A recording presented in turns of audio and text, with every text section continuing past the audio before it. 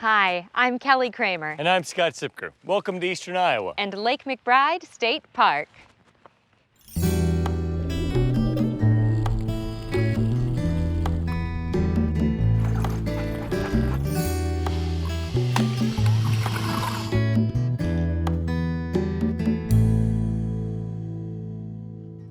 Coming up on this episode of Iowa Outdoors, we'll explore some of the many public skate parks Iowans have to fly high and show off their skills.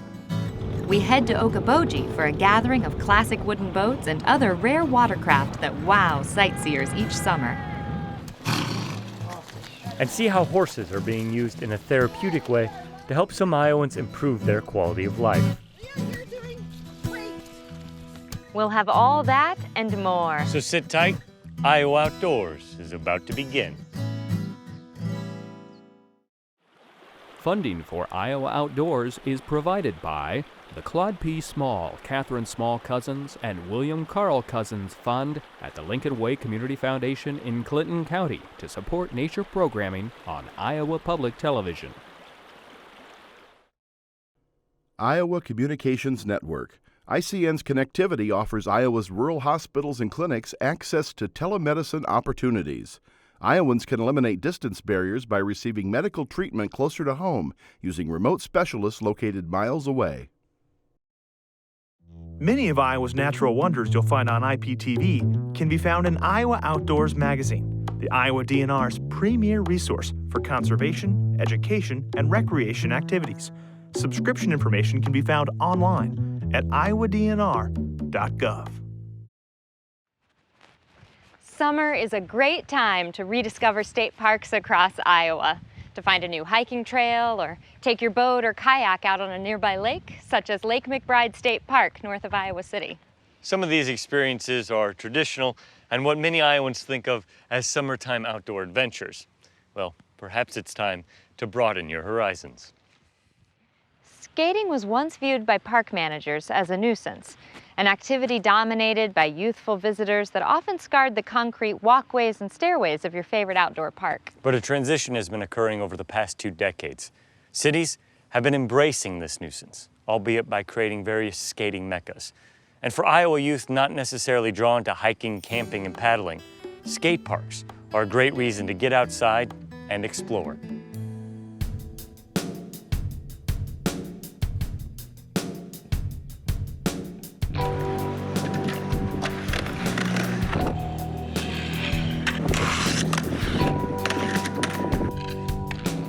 We are fortunate enough to have a lot of skate parks in Iowa.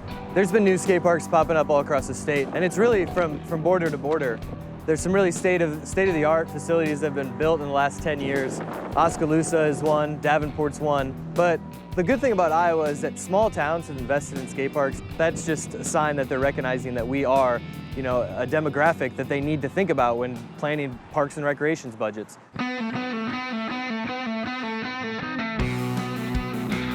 Make no mistake, Iowa truly has embraced the world of extreme sports through skate parks. From Algona in the north, Centerville in the south, Council Bluffs out west, and many stops between, skaters can easily find an Iowa spot to shred. But today, the park of choice is one of central Iowa's best in Ames. What makes the Ames skate park so unique is that it has a lot of obstacles that you don't find at other skate parks. You got some wavy rails, down angle iron ledges that are really long and really nice. It doesn't have the best flow to it, but there's a lot of individual obstacles at this skate park that are really fun. Bruce and his friends run the popular Iowa-based rollerblading website, iowaconnection.com, a site Bruce has been a part of for years, building a community of inline skaters.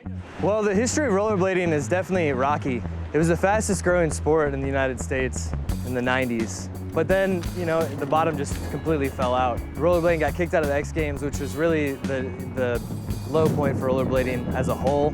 But now we're starting to look at it. Maybe it's a good thing to downsize a little bit, and maybe you get to be more grassroots, and you get to be more about small communities and then growing a larger community. And the people who are still in it are in it because they really love to rollerblade. The Iowa Connection crew are quick to take advantage of Iowa's skate parks. And while today there are many places to get out and skate, it hasn't always been so. Well, I grew up in a pretty closed-off life in small-town Iowa. I lived in early Iowa, which was a town of about 500 people, I would say, or maybe even smaller. You know, if you're not familiar with Iowa, most of the roads in small towns are tarred and then filled with rocks. So I couldn't really skate on the street. I moved to Jefferson and they had a skating rink. I went pretty much every day I was able to go, and blisters on my feet every day. I'm loving it. For many rollerbladers, the alternative to skate parks is street skating, grinding down the handrails, park benches, and sidewalks. Illegal in some areas, without a skate park, street skating is often the only option. I prefer street skating, but I didn't grow up with a park. It took me a long time to get to this status that I'm at, just skill-wise, and that's because I didn't have a park, mostly. And street skating for rollerblading is a huge part of the culture and a huge part of the community.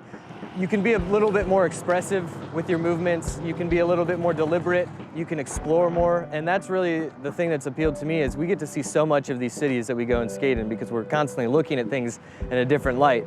Still, for many communities, street skating can be a nuisance, and it seems for Iowa towns the best way to combat it has been to build skate parks. Well, it was late 2009, and skaters were everywhere, all over town, and Oskaloosa was no different. We wanted to offer something to these kids that have this sport and like this sport, and city officials also got behind it. It was really amazing to see the youth that are participants. They saw the whole process of going to city council meetings, presenting in public, doing different things like that.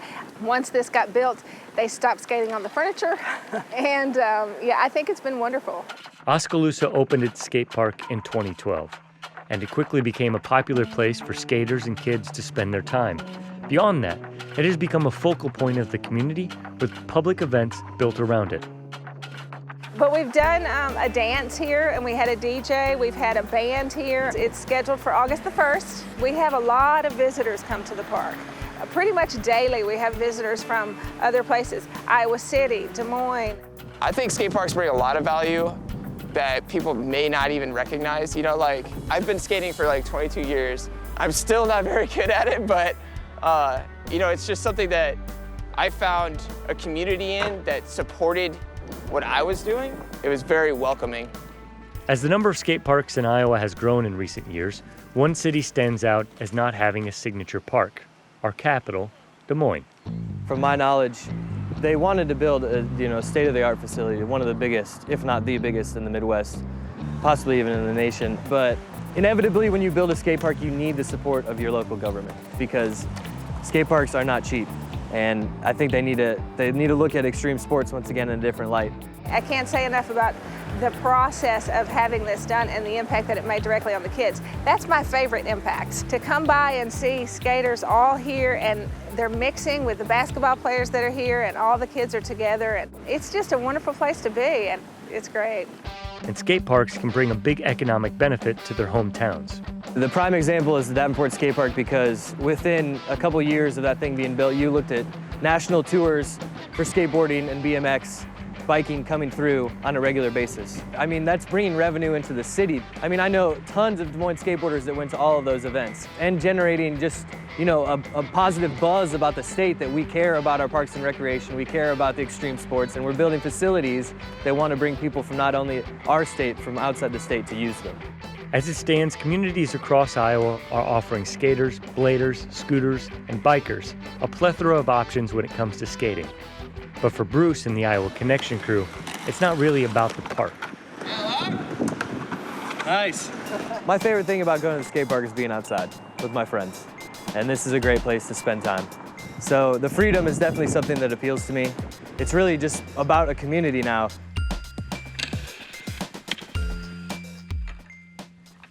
Lake MacBride State Park opened in 1937 after an effort from the Iowa City Chamber of Commerce and J.N. Ding Darling, who wanted to establish this wooded area between Iowa City and Cedar Rapids near Solon. The park is named after Thomas MacBride, who had a 40-year career as a professor of botany and president of the University of Iowa. He's been called the father of conservation in Iowa, in part because of a speech he gave in 1895 calling for a statewide system of country or rural parks. Lake MacBride offers just about everything for the outdoors enthusiast. There are 2 campgrounds, several picnic areas, a beach for swimming, and miles of multi-use trails throughout the park. The 800-acre artificial lake is great for boating and fishing. In fact, it may be the only lake in Iowa where anglers can catch the prized Kentucky spotted bass.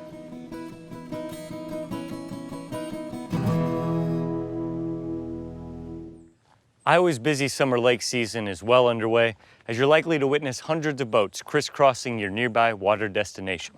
But one Okoboji festival seeks to slow down the throttle for a classic boat rendezvous.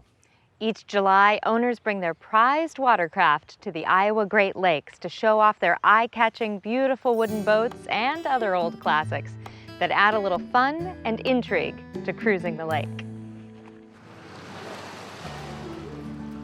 Lines of people walk the docks at Arnold's Park on West Lake Okoboji, their eyes wide with wonder at the dozens of classic boats on display. Local residents, vacationers, and boat owners from across the country come here in late July every year to see the kinds of boats you won't usually find on other Iowa lakes or rivers.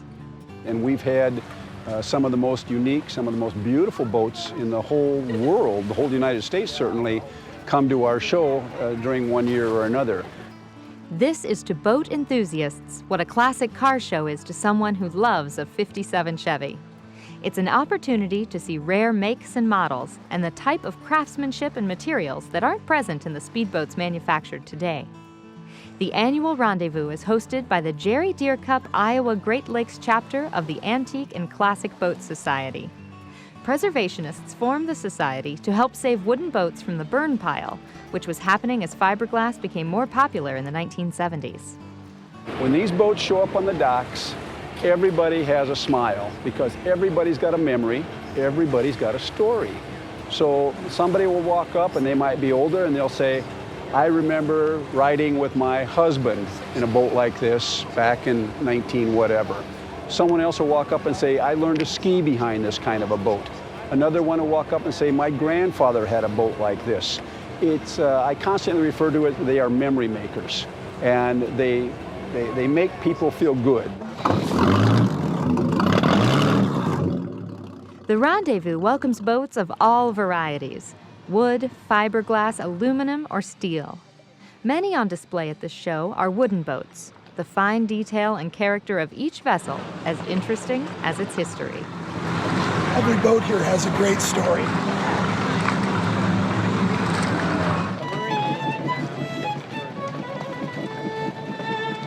One of the crowd favorites each year is the William Sykes, a steamboat replica of the African Queen. Dr. Bill Ansbach and his kids looked for a boat to restore and couldn't find one, so they built their own. A steam engine in a boat, there's nothing that smells like it. It's just something about the oil and the steam. It's beautiful. So I'm 78 now, and every time I smell this engine, I think I'm 4, you know? And I'm going on the Queen over to the park, and so I really like it. For years, Mike Hagan told people that the most fascinating boat to him was a 1929 Chris Craft. Now he owns one, called Fascination. It's 28 feet long and what's referred to as a triple cockpit. The boat was discontinued because, quite frankly, it was too expensive. And back in the day, that boat new was approximately $5,000. When a house cost you $1,000 and a car cost you $300, a boat was nothing short of opulent. So they discontinued making that model, and today they've documented that there are approximately 14 of that model left in existence. Fascination is the name of that boat. So the very word that I had used for all these years to describe my favorite boat was already on the boat, and everybody knows it's bad luck you don't change the name, which of course I never would. Some boats are referred to as trailer queens. This is not a trailer queen. We like to use it and have a good time with it too. Another regular on the blue waters of Okoboji is this 1967 Ariston Riva. Royce Humphreys has loved wooden boats since he was a young child, and now he owns several of them. Just love the sounds, the way they drive, the childhood memories. So they're just a lot of fun. I like them better than any new boat you can purchase today. The Riva is like a luxury sedan. It has power, but it's also an incredibly smooth ride. Between the wooden body and the way it's designed, it cuts through the water like a hot knife through butter. Owning a boat like this turns heads, and it's helped make Royce friends all across the country. But he and many others have been able to enjoy this hobby in part because of Steve Deercup, the quiet but extremely talented owner of Blue Water Restoration just a few miles down the road in Milford. I couldn't have the boats if it weren't for Steven. I'll put his work up against anybody in the world. I mean, literally. I mean, his craftsmanship and attention to detail and knowledge and ability to find critical parts that keep these boats going. You got to have an eye for it. Full restorations can require thousands of hours of work for Steve and take as long as 2 years or more to finish. He's usually working on a few boats at a time. This is bat and stick, and that's how you tell if your frames are faired in before the planking's going to go into place. He studies old pictures and advertisements to try to get the boats as close to authentic as possible. To see the work completed, everything's correct, right, and nice looking. Yeah, it's an achievement. That way the public's got an idea that this stuff's still out there. And younger generation can see it too. Back at the annual Rendezvous, the day ends with all the boats making the trek from West Lake Okoboji over to East Lake Okoboji and back. A fireboat leads the parade of classic watercraft and salutes each one with a stream of water. They evoke a lot of happiness when you're out on the water. People wave, everybody's like, oh, how cool is that, you know? So you don't see them every day. And that's 90% of why we all do it, is that people definitely appreciate this. And you see all ages down here, everybody's smiling, and that's all it takes for a wood boat owner to bring their boat back the next year. It's a nod to history. Flags waving, people relaxing and enjoying the Iowa outdoors, and being out on the open water with these beautiful old boats where they belong. Working with animals, especially highly trained ones, can create a special connection between man and beast. One Iowa organization is helping military veterans and individuals with special needs via an innovative equestrian therapy. This therapeutic outdoor experience breeds trust, builds confidence, and empowers visitors to ease their way into equine rehabilitation, one horseback ride at a time.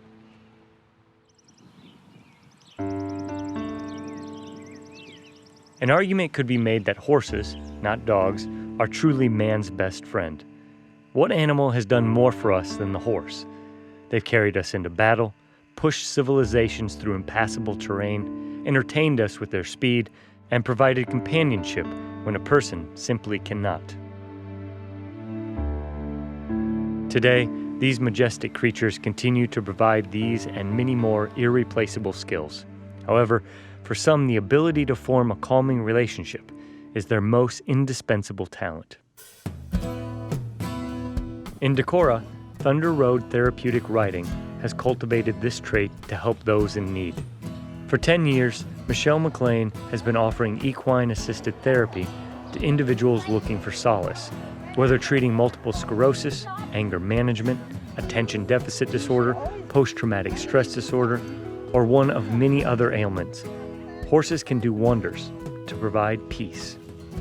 Yeah, you're doing great. Equine-assisted therapy has actually been around since the 1960s. And the neatest thing about it to me is it's still grassroots. The first state funding I've heard of actually happened in Wisconsin.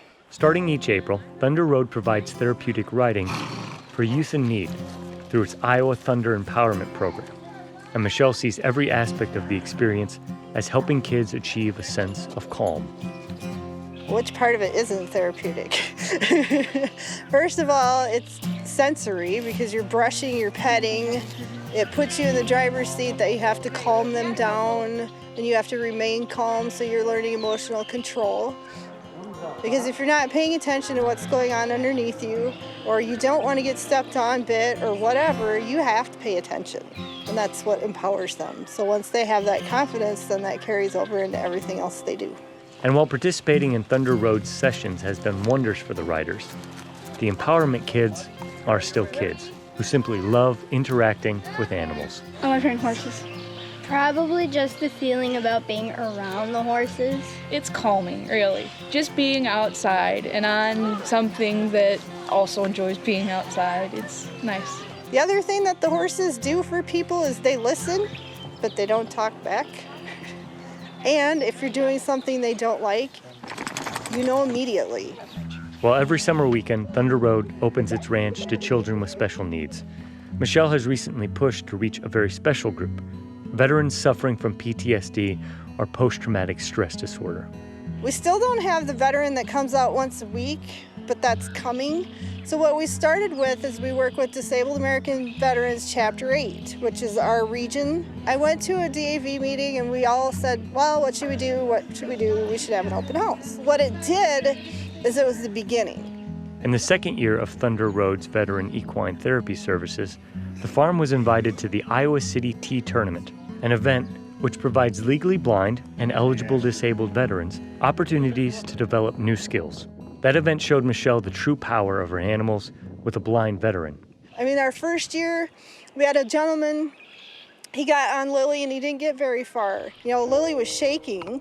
So first thing I said was breathe, and Lily started kind of relaxing and dropping her head, and then I asked the gentleman to pet her. And then I kept my hand on his hand and she started dropping her head. She let out a big sigh. Told him, I said, before you get off, I want you to know you were successful. You got on, you rode, you're getting off safely. Kurt came over and he told us that guy was blinded in Vietnam and hadn't left his house in 25 years. So for him to even come to the tournament and pick horseback riding, oh my gosh. From that experience, Michelle has expanded her veterans outreach efforts with an annual Veterans Affairs open house. This year, Thunder Road hosted various veterans groups including local VA hospitals, equine-assisted therapy providers from Wisconsin, and various speakers detailing personal experiences with PTSD recovery. I'm deathly afraid of horses. On February 17th, 2014, I had a friend say, time to conquer a fear today. I made an appointment for you at Trinity Equestrian Center just to get to know horses. Then in June 2014 is when I actually had the appointment set, went out, sat down, met with Tony and said, I need help. Equine-assisted therapy has been nothing short of a blessing to former Army Sergeant Brandon Drost.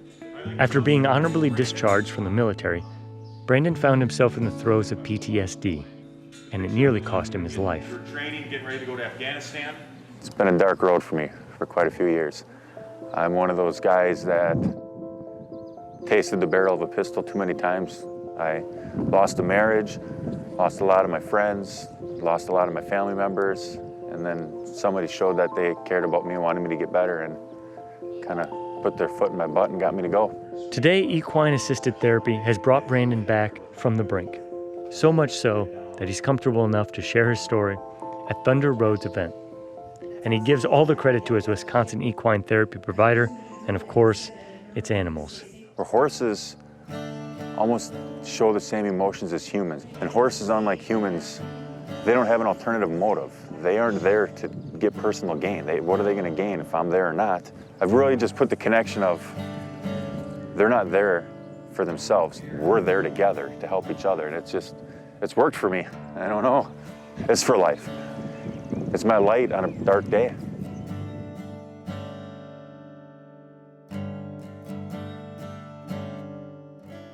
That wraps up the summertime edition of Iowa Outdoors. We encourage you to experience the lakes and water trails across Iowa, like Lake MacBride State Park here in eastern Iowa. If you're planning your outdoor summer travel, check out our extensive video archive of adventures across the state at iptv.org/Iowa Outdoors. Our fifth season of Iowa Outdoors will continue with monthly installments throughout 2015 with stories from every corner of our state. We'll leave you now with some more images of summer in Iowa.